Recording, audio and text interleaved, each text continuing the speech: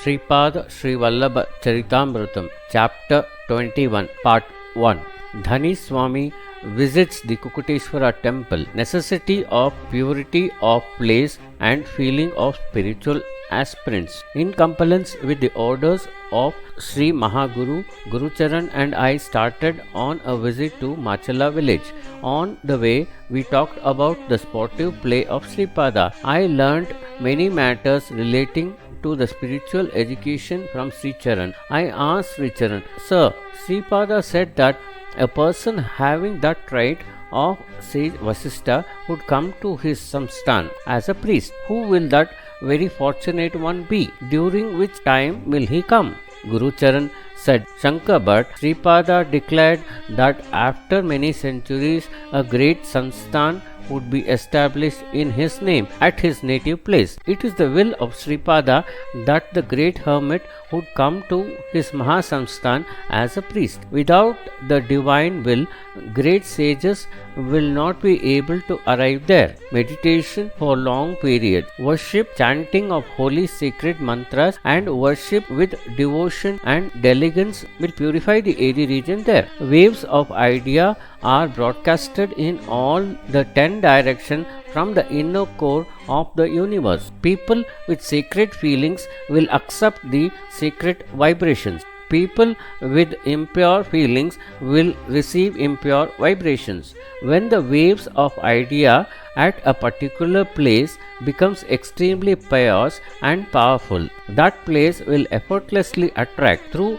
many wonderful ways great persons by touching their mental consciousness. On the other hand, if waves of bad ideas are prevalent at that place, then that place will attract bad people by touching their mental consciousness in many strange ways. Therefore, a spiritual seeker should reside in a place that are pure. He should have purity of mind. He should have friendships only with such people. He should accept money or food only from those who have purity. Those who arrogate themselves to be scholars in Veda and Vedanta cannot obtain the grace of Sripada. Scholars with moderate accomplishment but having unblemished mind will gain extraordinary benefit from him. I went to the great holy place Puri Jagannath in Orissa for business. I found Sripada in the place of Lord Jagannath in the temple there. In addition to me, there were 3 or 4 devotees of Sripada in that temple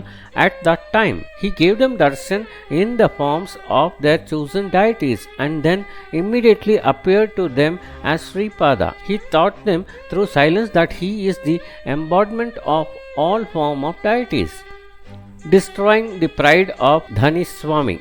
On the day when we went to the temple, Dhani Swami, accompanied by his 108 disciples, came there. It is our tradition to salute the feet of great persons when we meet them. As soon as we saluted him, Dhani Swami lost speech. We prayed to Sripada to grant speech to Dhani Swami. Dhani Swami regained the speech immediately. When Dhani Swami's disciples knew that we were the devotees of Sripada, they started to argue ill-convinced logic. Sripada is a black magician. His disciples are also black magicians. With the debased magic, they deprived speech to our Dhani Swami.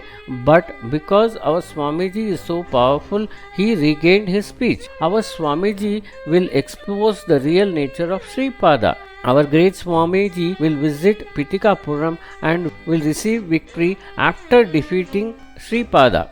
The people of Pitikapuram village will arrange a grand victory ride on a chariot. We could not reply.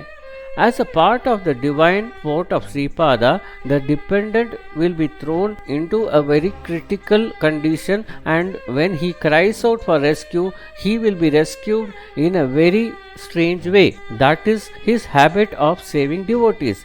He is the one who creates the problem. He is the one who shows a solution to the problem and renders help. This sort of divine play is experienced by all Datta devotees. After some days, Dhani Swami came to Pitikapuram. Fortunately, I also came to Pitikapuram. which was on my way of my journey at the same time. There was no breath of people in Pitikapuram who had hearted and poisonous feeling towards Sri Bappanaraya and Sri Appalaraja Sharma and Sripada. Dhani Swami visited the deities in the Kukuteshwara temple. They also saw the idol of self-existent Datta. Dhani Swami said, "The greatness of the self-existent Datta who is here unbounded. The self-manifested Datta made me an instrument to curb the arrogance of Sripada, who is puffed up with pride, declaring that he is the incarnation of Datta. Good days started in Pitikapuram from today. You can remain carefree." Saying so, he created vibhuti, kumkum and other materials by his will and gave them to his followers. The Brahmins of Pitikapuram went to the Kukuteshwara temple to bring Dhani Swami into the town, administering the chanting of Vedas. A public announcement was made in the town by the beats of the drums. Sripada, who was claiming himself to be the incarnation of Datta, should realize his mistake and should prostrate before Dhani Swami. Sri Bappanaraya should personally present himself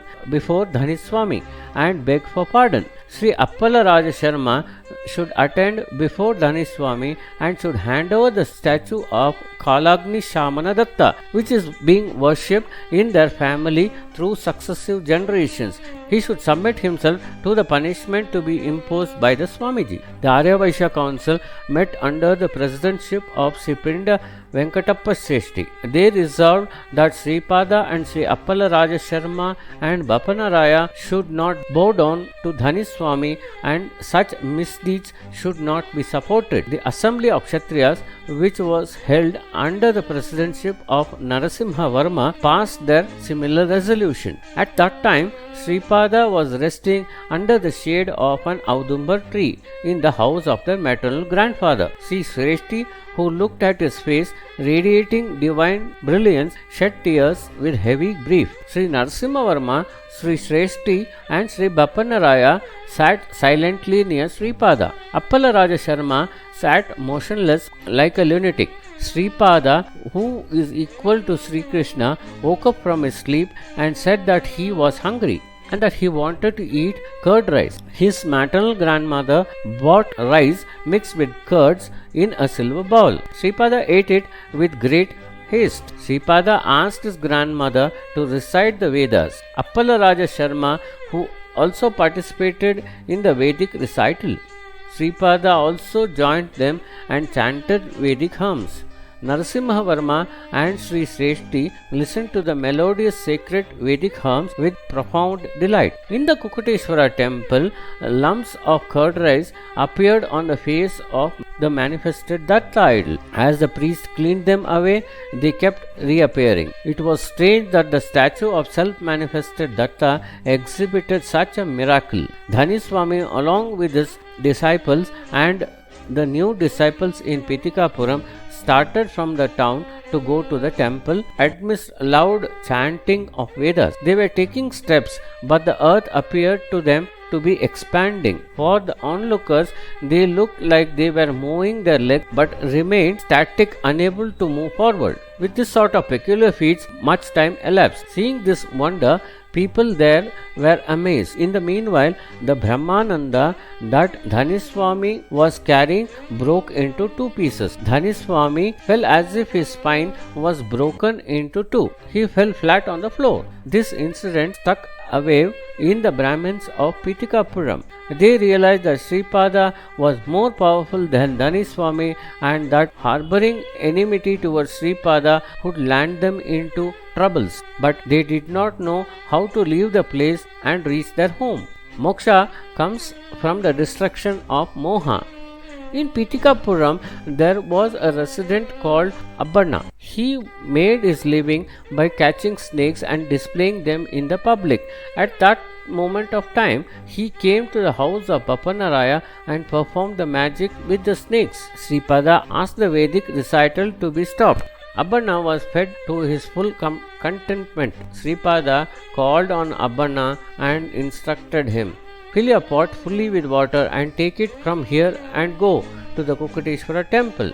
There are some great sinners in the Kukuteshwara temple who for no reason abuse the incarnation of Lord Datta, who is moving in Pitikapuram with a human form. Due to the sin they committed, Chitragupta decided that they should take birth of ghost after the death. I spoke to Chitragupta and worked out a method to nullify their sin. Mother Earth is also enraged by these sinners. Go to the temple and request her as my word to become calm. If those who want to have darshan of Sripada express their concern, sprinkle this water on them. Go to the house of Magadi Subbaiah, who made the announcement with the drum beat, and take him with you. Take out the curd rice from his pot and distribute it to all those as Mahaprasada. Abbarna and Subbaiah went to the temple and brought all of them to the house of Sri Bappanaraya. Sripada was ferocious, form thundered, You were very proud that you were Dhani Swami. You are an incredible idiot who cannot even recognize Datta, whom you adore, who is in the form of Sripada Srivallabha. You have a group of disciples with you. They match you in foolishness. Beside, you have the new set of disciples in Pitikapuram. What can you do to me? What is your existence before the sole power that rules the creation? What is your capacity? You and all those who dependent on you committed great sins because all of you abused the divinity. Chitragupta decided that all of you should live like ghosts for many hundreds of years. Because of my unstinted compassion, I cancelled it. It was resolved that you should face difficulties in a very low birth even after taking human births. I withdrew it also with a very small amount of punishment. The form of Sripada Srivallabha is like a blazing fire. Playing with fire will lead to accidents. Think of what salvation is when myself and my Maya are indivisible. Moksha is destruction of moha. If any living person desires to experience pure bliss, I myself will grant it if he deserves it. It will also be granted if he wants to remain as an embodiment of happiness in any exaled state of heavenly bliss, transcending Maya. In my view, there is no difference between the attributeless one without a form and one with a form having attributeless, and between liberation and bondage. Countless new worlds are created, maintained and destroyed every moment. There are no limits or bonds to the supreme state of splendid blissful state of existence which are being attended by the living persons. Those who want to come to me after that will definitely come to me. My will decides as to how many hundreds of divine years they would remain in those states and they would be sent back. I am the director of the devious drama, and at present I am in the shape of a man before you. You are seeing me. I came down from the highest state of human form to inform you that I will be always looking after you even when I am in my formless state. The yogic powers of the great yogis must be employed for the welfare of the world. The world does not mean only this earth. It is your duty to help the helpless people who are in a lower position to you. I incarnated to preach the path of dharma, karma, yoga, bhakti and jnana. I am the sole truth of the origin of all truths. I am the sole dharma. I am the origin of all dharma. I am the single cause creating all causes. Nothing will be formed in this creation without my will. Without me, there is no creation. You exist because I exist. So also the creation. What else can be said about the truth? Go to the Himalayas and undertake penance without any attachment. Do not collect disciples. Even if you do not get liberation or upliftment, there is no loss to me or to the creation. The activities in the creation will continue to be carried out as required. This is the real matter. The procession of Pitikapuram's Brahmin following you is like an opera of donkeys in a marriage of camels. While the donkeys praise the beauty of the camels, the camel praise the melodious music of donkeys. Even though they are indulged in a mutual administration, the reality remains to be something different. Sripada made this beneficial preaching. Relationship between Arundhati and Vasista. I asked Guru Charan, I heard that Mother Arundhati was born in a caste of pariahs. How did she marry sage Vasista? Then Guru Charan narrated the episode. In the ancient times, sage Vasista did penance for thousands of years. At that time, a pariah girl named Akashamala served Vasista in the accordance with her eligibility. The sage was pleased with her service and asked her to request a boon. She requested Vasista to be her husband. Vasista questioned, I am a Brahmin and you are a pariah girl. How can the marriage connection between us be proper? Then she replied, you asked me to request a boon. I thus requested. You can grant me the boon if you desire so. If not, please permit me to leave. The sage was afraid of breaking the promise and asked her if she would agree with whatever he would do with her body. She agreed. The sage reduced her to ashes and again brought her to life. He did like this for 7 times. As all the impurities of the lower caste were purged by the 7 births, she became extremely pure. Then Vasista married her. Since she did not obstruct even slightly to the rituals conducted by her husband, she was famous under the name of Arundhati. Sripada told this to Narasimha Varma, who was from the lineage of Vasista. A person born to a Shudra lady through a Brahmin can be considered to be a Brahmin in his 7th birth by the investiture of the holy thread. It is better that all the 4 castes follow the respective duties according to the divisions originated. On account of bad actions, a Brahmin may gradually fall down and turn into a Shudra. A Shudra, by performing good deeds, may gradually rise up and become a Brahmin. However, those who respond unshakable faith in Lord Datta will achieve excelled positions quickly according to through their eligibility. Lord Datta can grant longevity, health and wealth required for a comfortable life to his devotees irrespective of the caste in which he was born or the condition in which he lives. It is a natural play of Sripada to cut the bounds of karma of many births and accord an elevated position to his devotees. The assurance of Sripada to Datta devotees.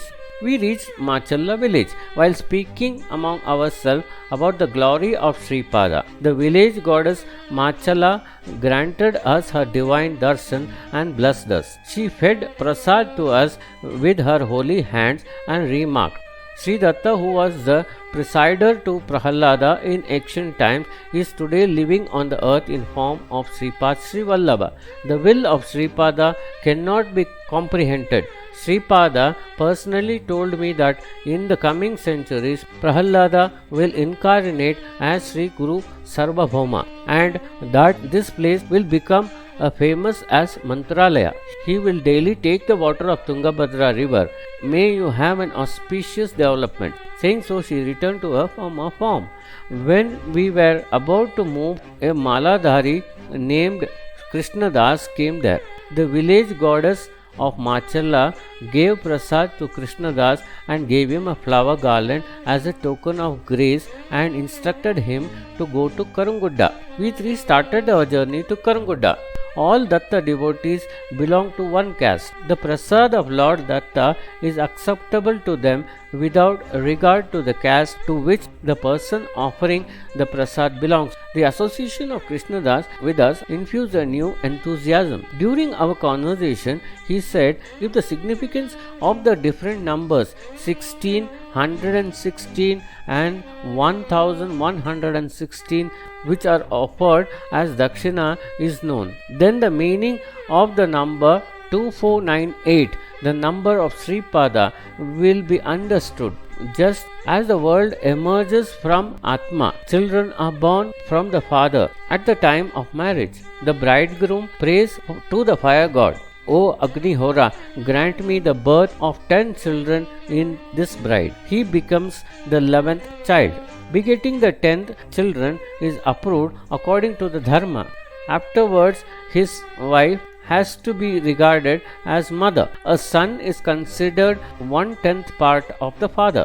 When the 10 people having 1/10 of the value are combined, then the full number of the father is formed. Since Shiva is personification of Atma, he revived as complete. When the 16 1/10 are divided by 10, then it will result in the full number 1. Representing Shiva, 6 remains as a reminder.